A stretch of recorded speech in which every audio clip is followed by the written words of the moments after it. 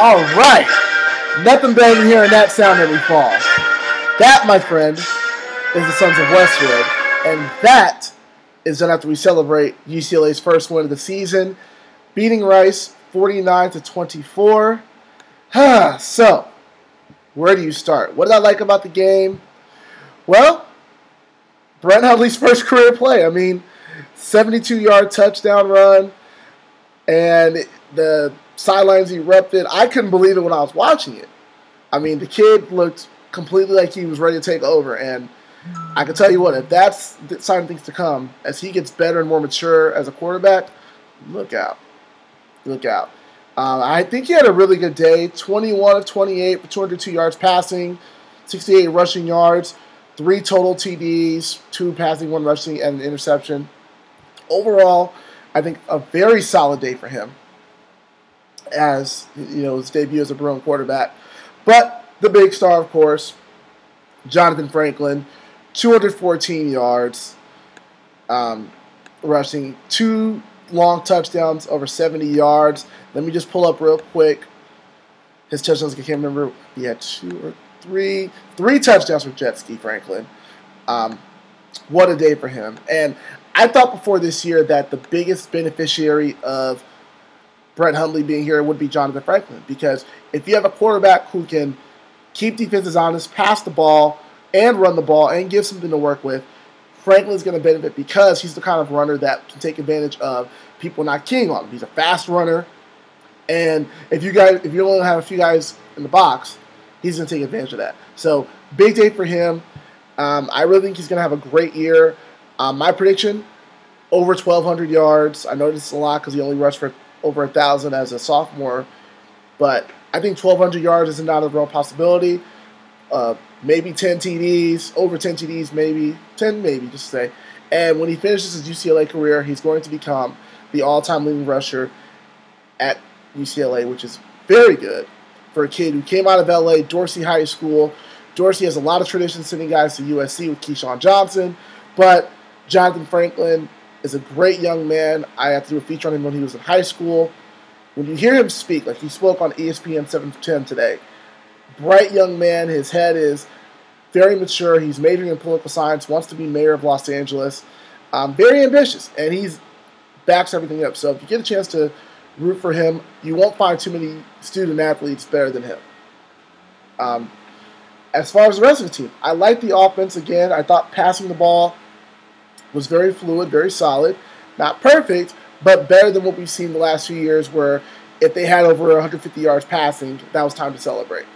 So I think with Hundley, as he gets more comfortable, like I said, he's going to become a much better passer. And guys, the receivers are going to be more anxious to play when they know they're actually going to utilize this more than just blockers or get 1 or 2 passes thrown their way. So I think overall the offense looked really solid. The defense was very impressive. 7 sacks. I was wondering who was going to step up with Patrick Larimore having retired due to health issues. And no surprise, Dayton Jones, defensive end, stepped up huge. 2 sacks, forced fumble, just a terror off the defensive line. And another kid that I got to see in high school, out of Compton High School, very proud to see him do well. I think he definitely could be the leader of that front 7 by putting pressure on most quarterbacks. And the curious thing is going to be to see who else steps up with him. The linebackers are going to have to do their part as well. Shout out to Anthony Barr, who went from being a recruited as a tailback and then going to a tight end last year. Now he looks like he's going to be a linebacker, which is incredible because he had a nice sack where he ran around one of the defenders and got a clear sack. So if he can be a great presence with his size and with his ability to move, he could be an X factor on defense. I thought that was a great move by Jim Mora. And obviously you have Tevin McDonald, who's going to get a lot of attention this year in the secondary. His brother TJ is ever at USC, getting a lot of All-American love. But I think Tevin McDonald will make an impact on defense as well, obviously. But he's going to need some help too in the secondary, and that secondary is quite shaky. But I do think the defense is going to have to make sure they step up stopping the run. I thought that when they had trouble in the first quarter, letting Rice run up and down the field a little bit, that could be a little bit of a concern, especially when they face Nebraska next week with their great dual threat quarterback, Taylor Martinez. I think that's going to be something that they really need to shore up because chasing him around, we know Nebraska loves to run the ball. That's going to be a good test for them as well. So overall, I like that. Obviously, special teams is going to be a concern with our PAT kicker missing 3 PATs. I had never seen that before in a game. I know he's a freshman. I know there's jitters, but I'm sure there'll be something he can build upon and improve upon because obviously they can't have that concern when the offense is already trying to establish themselves as something that can score and not just, have a bunch of 3 and outs. So overall, looking at the schedule, what do I think about UCLA's chances this year? I think through the first 7 games, good chance they could finish 5-2 at best, in my opinion. I think they could probably lose to Nebraska. I'll concede that. They might lose to Houston, although I don't know what they're going to look like without Case Keenum as their quarterback. I could see them maybe losing to Utah. Utah beat them last year. Great running back in John White IV. I think that could be very tricky, especially because Utah also has a great defense that's getting a lot of attention. So that could be a loss too. So 4-3, 5-2 after the first 7 games, which is good because their last 5 games are going to be the true test. They have at Arizona State, hosting Arizona, at Washington State, who is going to get much better. I know they lost to BYU badly, but as they get more comfortable offensively under Mike Leach, look out because they're going to be a very tough team to beat. And then finally, they host USC and Stanford. At best, 2-3. If they win, 3 of those games, I'll be very impressed. I'll get them to a bowl game at least.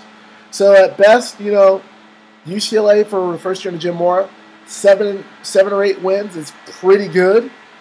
That'll put them probably either third in the Pac-12 South. Behind, I think, USC and Arizona State, although UCLA did beat Arizona State last year. So that might be a surprise. That, could change. But third place in the Pac-12 South, I expect.